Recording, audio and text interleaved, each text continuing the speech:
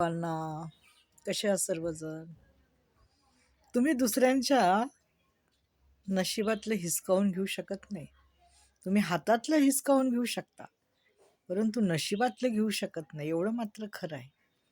तुम्ही एखाद्याच्या चांगल्या गोष्टीत विनाकारण खोडा बांधताय, मग तुमच्या आयुष्यात कुणीतरी खोडा बनणार.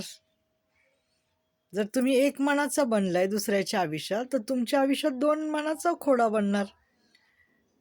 कर्म कर्म इथंच फेडायचे असतात, हो की नाही? म्हणून सांगते, सुख पण विकत घेता येत नाही आणि दुःख पण विकता येत नाही. आपलं दुःख असतं ना, ते पण आपण विकू शकत नाही, किंवा आपण सुखही विकत घेऊ शकत नाही, तुमच्याकडे किती पण पैसे असले तरी. सुख हे कमवावं लागतं. कमवावं कसं लागतं? एखाद्याला आनंद, समाधान, विश्वास, त्याची काही गरज असली अत्यंत महत्त्वाची, ती पूर्ण करून आपल्याला समाधान मिळवावं लागतं, माहिती का? आणि आयुष्यात काहीतरी कर्म करावे लागतात.